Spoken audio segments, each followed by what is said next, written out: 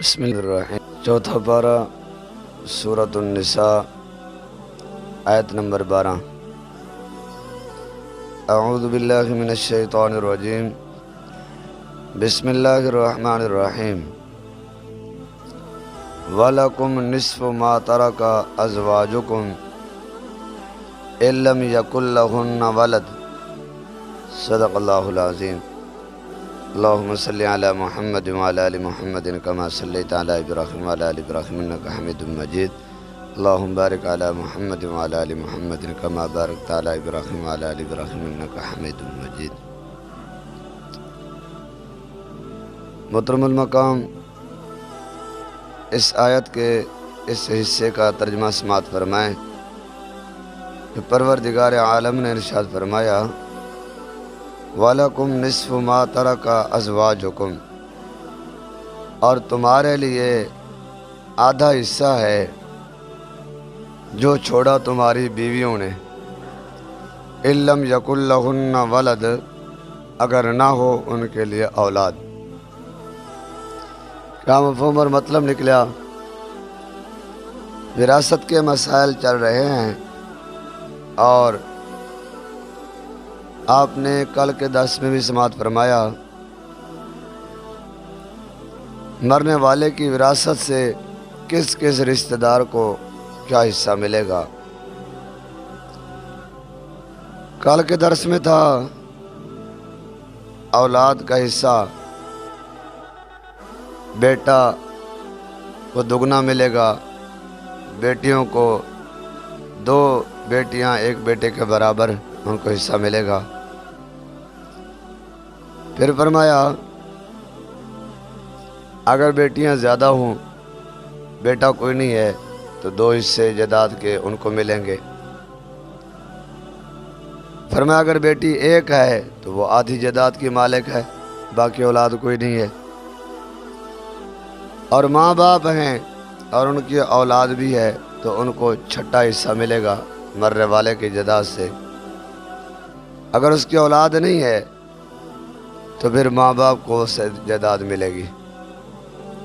بہرحال اتنا مسئلہ تو ضرور ہے، مرنے والا جو فوت ہو گیا ہے اور اگر اس کے ماں باپ زندہ ہیں تو ماں باپ کی موجودگی میں مرنے والے کے جائیداد سے بہن بھائیوں کو حصہ نہیں ملتا۔ بہن بھائی اپنے بہن بھائی کا حصہ دار وراثت میں تب بنتا ہے جب ماں باپ نہ ہوں۔ اگر ماں باپ زندہ ہیں تو پھر ماں باپ حقدار ہیں، بہن بھائی نہیں ہیں۔ آج کی اس آیت میں یہ بیان فرمایا کہ خاوند کو کتنا حصہ ملے گا اور بیوی کا کتنا حصہ ہے۔ فرمایا وَلَكُمْ نِصْفُ مَا تَرَكَ أَزْوَاجُكُمْ، اور تمہارے لیے ہے نصف، آدھا حصہ اس کا جو چھوڑا تمہاری بیویوں نے، إِن لَّمْ يَكُن لَّهُنَّ وَلَدٌ، اگر ان کی اولاد کوئی نہیں ہے۔ گہری بات ہے، ایک آدمی ہے، اس کی بیوی فوت ہو گئی ہے، وہ بیوی کے جائیداد کا حقدار ہے۔ وہ زمین ہو، مکان ہو، پلاٹ ہو، کوئی اور جائیداد ہو، زیور ہے، کوئی بھی ہے، تو خاوند اپنی بیوی کی جائیداد سے حصہ لیتا ہے۔ کتنا حصہ ملے گا؟ اس میں 2 طرح کی باتیں ہیں۔ اگر اس کی اولاد کوئی نہیں ہے، اگر اولاد بیوی کی کوئی نہیں ہے، نہ اس کی اولاد اس خاوند سے ہے، نہ اگر ایسا مسئلہ ہو کہ اس نے پہلے کسی سے نکاح کیا ہے، وہ خاوند فوت ہو گئی یا اس نے طلاق دے دی ہے، اس سے بھی کوئی اولاد نہیں ہے، اس سے بھی کوئی اولاد نہیں ہے، اور اس خاوند سے بھی کوئی اولاد نہیں ہے، تو فرمایا پھر اس خاوند کو اس بیوی کی جائیداد کا آدھا حصہ ملے گا۔ وَلَكُمْ نِصْفُ مَا تَرَكَ أَزْوَاجُكُمْ، تمہارے لیے آدھا حصہ ہے جو تمہاری بیویوں نے چھوڑا دنیا میں، إِن لَّمْ يَكُن لَّهُنَّ وَلَدٌ، اگر ان کی اولاد کوئی نہیں ہے۔ یہ یاد رکھیں، اولاد اس خاوند سے بھی کوئی نہیں ہے، اور اگر اس عورت نے پہلے کسی سے نکاح کیا ہے، اس نے طلاق دے دی یا وہ فوت ہو گئی ہے پہلا خاوند، اس سے بھی کوئی اولاد نہیں ہے، تو فرمایا پھر اس خامد کو آدھا حصہ ملے گا۔ اچھا آگے فرمایا فَإِنْ كَانَ لَهُنَّ وَلَدٌ فَلَكُمُ الرُّبُعُ مِمَّا تَرَكْنَا، اگر ہو ان عورتوں کے لیے جو فوت ہو جائے کوئی عورت، ولد اولاد، فَلَكُمُ الرُّبُعُ مِمَّا تَرَكْنَا، بس تمہارے لیے چوتھا حصہ اس میں سے جو چھوڑا ان عورتوں نے، من بعد وصیت یوصین بہا او دین، بعد وصیت کے جو انہوں نے کی یا قرض ادا کرنے کے بعد۔ یہ ذری بات ہے، یہ آپ نے تمہیدی طور پر پہلے بھی سماعت فرمایا ہے کہ وراثت تقسیمی تب ہوگی جب سب سے پہلے اس کا کفن دفن کا بندوبست ہو۔ مرنے والے کی جائیداد سے کفن دفن کا بندوبست کیا جائے۔ ہمارے یہاں تو آسانی کے ساتھ ہو جاتا ہے، ایک کفن ہے 1500-2000 روپے لگتا ہے، باقی قبر بھی مفت میں، غسل بھی مفت میں، قبر کی کھدائی بھی مفت میں، کوئی بات نہیں ہے، اس کی وراثت محفوظ رہے گی۔ اور شہروں میں چلے جائیں تو قبر بھی پیسے کے ساتھ، غسل بھی پیسوں کے ساتھ، تو قبر کی کھدائی جگہ وہ سب پیسوں کے ساتھ ہے، تو سب سے پہلے مرنے والے کا کفن دفن کا بندوبست ہوگا اس کی جائیداد میں سے، اس کے لیے گرائی یا چندہ نہیں کیا جائے گا، اس کی جائیداد ہے تو اس کی جائیداد سے۔ اور دوسرا فرمایا کہ قرض ادا کیا جائے گا۔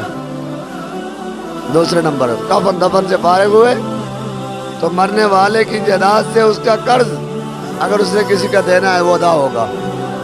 حدیث پاک کے اندر آتا ہے جس کا مفہوم ہے، آپ سرکار کسی کا جنازہ پڑھاتے تو میرے نبی پاک صلی اللہ علیہ وسلم پوچھتے اس کے ذمہ قرض تو نہیں ہے؟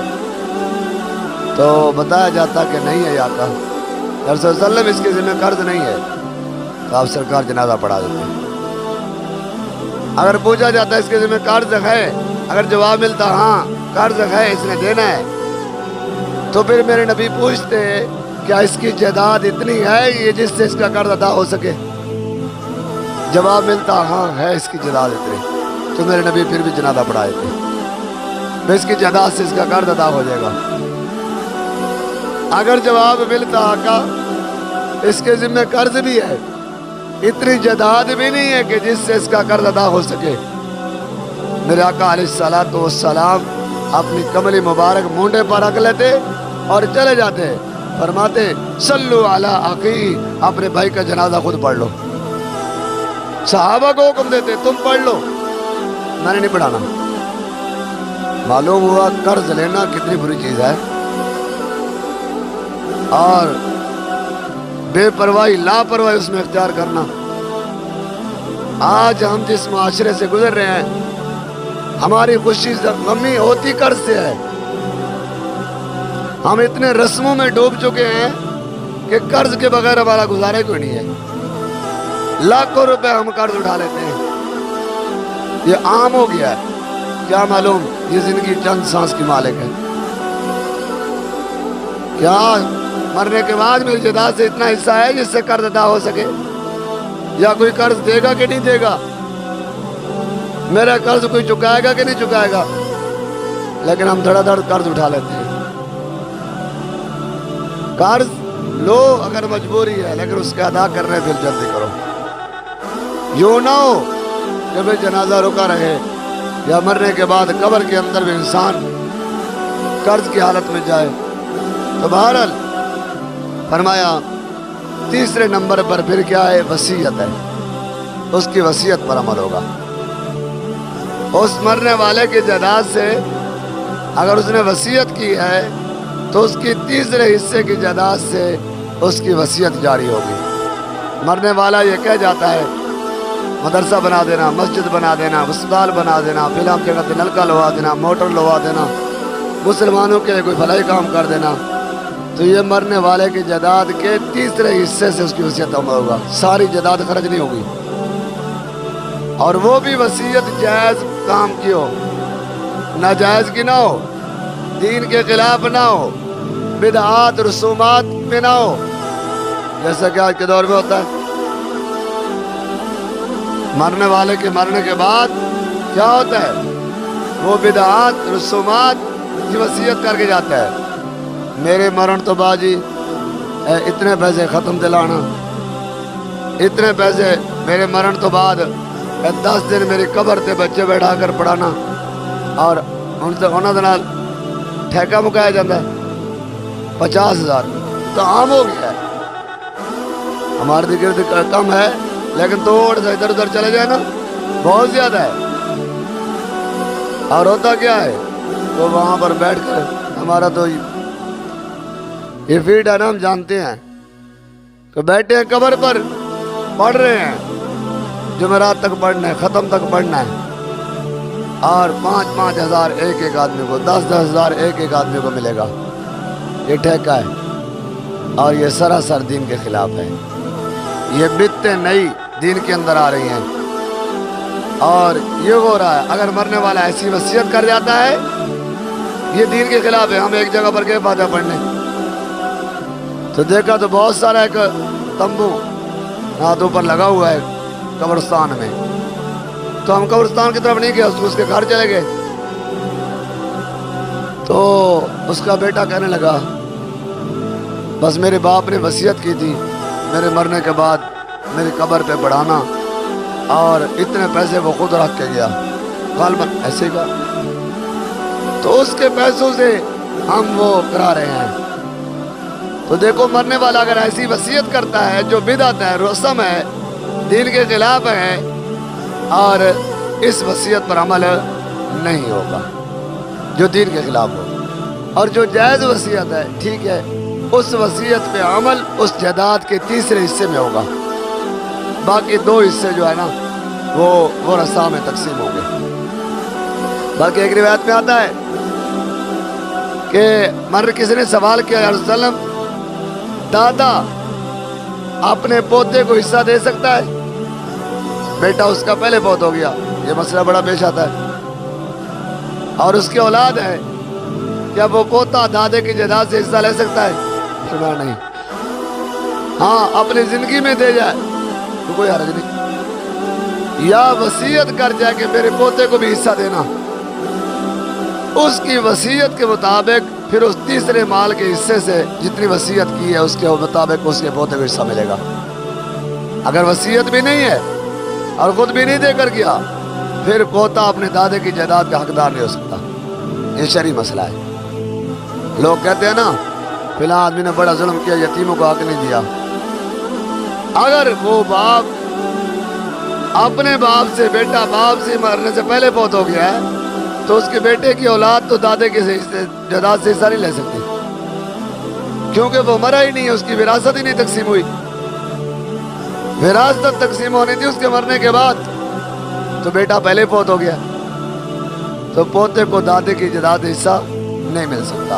बहरहाल यहाँ पर भी फरमाया कि औरत के जायदाद से खामद को हिस्सा मिलेगा आधा, अगर औलाद कोई नहीं है, ना अल्लाती है, ना आइनी है, ना क़ियाफ़ी है, कोई औलाद नहीं है, ना पहले खामद से है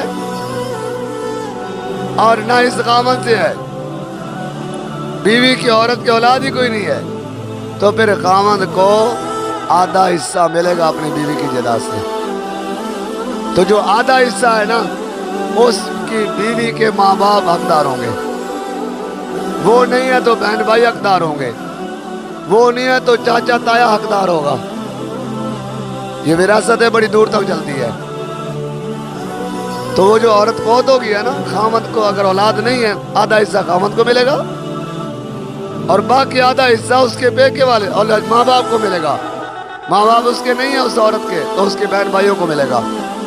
बहन भाई नहीं है तो चाचे ताए को मिलेगा। खामद को आधा हिस्सा है। अगर औलाद है तो फिर खामद को चौथा हिस्सा मिलेगा, बाकी जो हिस्से हैं वो औलाद को मिलेंगे, वो औलाद हकदार है। आगे से बात फरमाया फ़इन कान लकुम वलदुन, हाँ, वलहुन्ना रुबु مما ترکتم ان لم یکن لکم ولد، اور ان عورتوں کے لیے چوتھا حصہ ہے اس مال میں سے، جائیداد میں سے جو تم نے چھوڑا ہے، اگر نہیں ہے تمہاری اولاد۔ یہ تو عورت فوت ہوگی تو خاوند کا حصہ بیان فرمایا نا کہ اگر اولاد ہے تو چوتھا حصہ ہے، اولاد نہیں ہے تو فرمایا پھر آدھا حصہ ملے گا۔ اگر خاوند فوت ہو گیا ہے بیوی کو کتنا حصہ ملے گا؟ اب بیوی کا حصہ ہے۔ مرد فوت ہو گیا، عورت کتنے حصے کی حقدار ہے اپنے خاوند کے جائیداد سے؟ فرمایا اگر مرنے والے کی اولاد کوئی نہیں تو جو اس کی بیوی ہے نا وہ اس کے چوتھے حصے کے مال کی حقدار ہے۔